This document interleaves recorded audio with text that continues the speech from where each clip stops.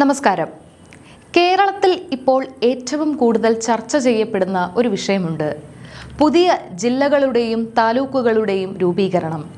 ജനങ്ങളുടെ ദീർഘകാലത്തെ ആവശ്യങ്ങൾ പരിഗണിച്ചുകൊണ്ട് ഭരണപരമായ സൗകര്യങ്ങൾ വർദ്ധിപ്പിക്കാൻ മുഖ്യമന്ത്രി വി.ഡി. സതീശൻ ബഡ്ജറ്റിൽ പ്രഖ്യാപിച്ച കമ്മീഷൻ പഠനം വലിയൊരു വിഭാഗം ജനങ്ങൾക്ക് ആശ്വാസം നൽകുന്ന ഒന്നാണ്.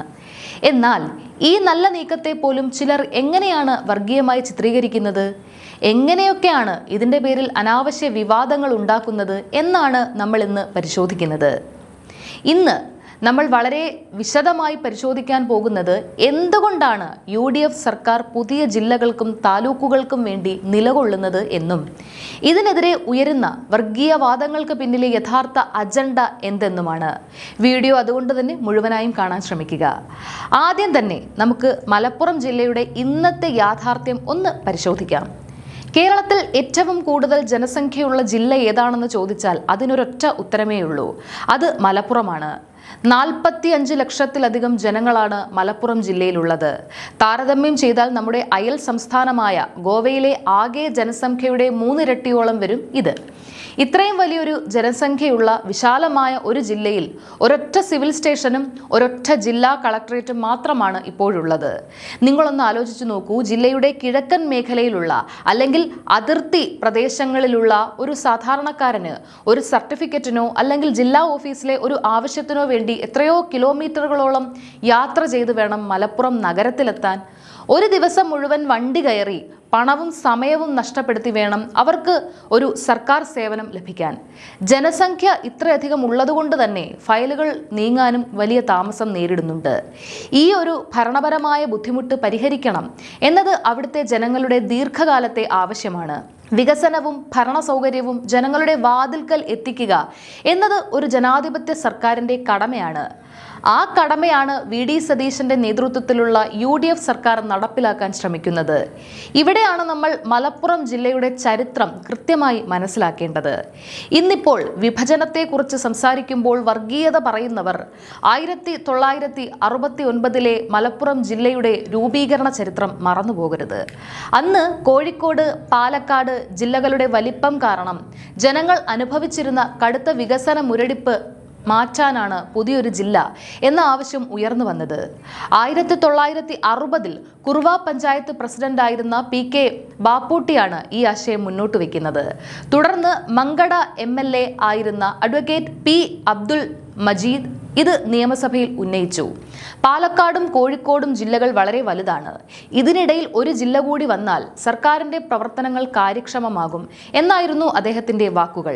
തുടർന്ന് EMS സർക്കാരിന്റെ കാലത്ത് മുസ്ലിം ലീഗിന്റെ CH മുഹമ്മദ് കോയ ഉൾപ്പെടെയുള്ള നേതാക്കളുടെ ശക്തമായ ഇടപെടലിലൂടെയാണ് 1969 ജൂൺ 16 മലപ്പുറം ജില്ല യാഥാർത്ഥ്യമാകുന്നത്. അന്ന് ഈ ജില്ല രൂപീകരിച്ചപ്പോൾ ഇതേപോലെ ചില ശക്തികൾ ഇതിനെ കുട്ടി പാകിസ്ഥാൻ എന്നും മാപ്പിളസ്ഥാൻ എന്നും വിളിച്ച് വലിയ വർഗീയ ധ്രുവീകരണത്തിന് ശ്രമിച്ചു. കേളപ്പനെ പോലെയുള്ള ഗാന്ധിയന്മാരെ പോലും തെറ്റിദ്ധരിപ്പിച്ച് സമരരംഗത്തിറക്കി. പക്ഷേ ചരിത്രം എന്താണ് തെളിയിച്ചത്? ഇന്ന് കേരളത്തിൽ ഏറ്റവും കൂടുതൽ റവന്യൂ വരുമാനം ഉണ്ടാക്കുന്ന, ഏറ്റവും കൂടുതൽ വികസന കുതിപ്പ് നടത്തുന്ന ശാന്തവും മനോഹരവുമായ ഒരു ജില്ലയായി മലപ്പുറം മാറി. അന്ന് ലീഗും കമ്മ്യൂണിസ്റ്റ് പാർട്ടിയും എടുത്ത ആ തീരുമാനം വെറും രാഷ്ട്രീയമായിരുന്നില്ല, ജനവികസനത്തിന് വേണ്ടിയായിരുന്നു എന്ന് ചരിത്രം തെളിയിച്ചു. അതേ ചരിത്രപരമായ ആവശ്യമാണ് ഇന്നിപ്പോൾ പുതിയ കാലഘട്ടത്തിനനുസരിച്ച് UDF മുന്നോട്ട് വയ്ക്കുന്നതും. എന്നാൽ പ്രതിപക്ഷവും ചില തീവ്ര ചിന്താഗതിക്കാരും ഇതിനെ എങ്ങനെയാണ് ചിത്രീകരിക്കുന്നത്? വി.ഡി. സതീശൻ മുഖ്യമന്ത്രിയായത് മുസ്ലിം ലീഗിന്റെയും ജമാഅത്തെ ഇസ്ലാമിയുടെയും പിന്തുണയോടെയാണ് എന്നും അതുകൊണ്ട് അദ്ദേഹം ലീഗിന്റെ അജണ്ട നടപ്പിലാക്കാൻ വേണ്ടി മലപ്പുറത്തെ വെട്ടിമുറിക്കുകയാണ് എന്നുമാണ് ഇവരുടെ പ്രധാന ആരോപണം. എന്തൊരു കപടമായ രാഷ്ട്രീയവാദമാണിത്!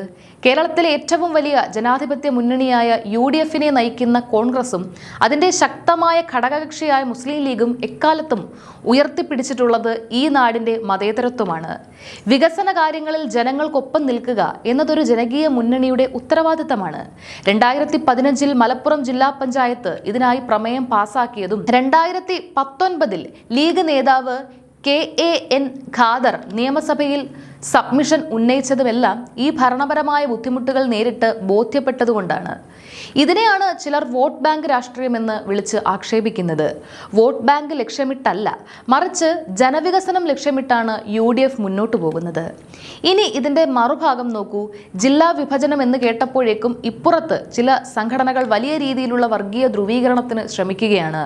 വിശ്വ ഹിന്ദു പരിഷത്ത് പോലെയുള്ള സംഘടനകൾ മുന്നോട്ട് വയ്ക്കുന്ന വാദങ്ങൾ കേട്ടാൽ നമ്മൾ ശരിക്കും ഞെട്ടും. മലപ്പുറം വിഭജിക്കാൻ ഒരു കാരണവശാലും സമ്മതിക്കില്ല എന്ന് പറയുന്ന ഇവർ മുന്നോട്ട് വയ്ക്കുന്ന ബദൽ നിർദ്ദേശം എന്താണ്? ജമ്മു കാശ്മീരിൽ ലഡാക്കിനെ മാറ്റിയതുപോലെ ഭരണഘടനയുടെ ആർട്ടിക്കിൾ 3 ഉപയോഗിച്ചുകൊണ്ട് മലബാർ മേഖലയെ മുഴുവനായി ഒരു കേന്ദ്രഭരണ പ്രദേശമാക്കി മാറ്റണം എന്നാണ്.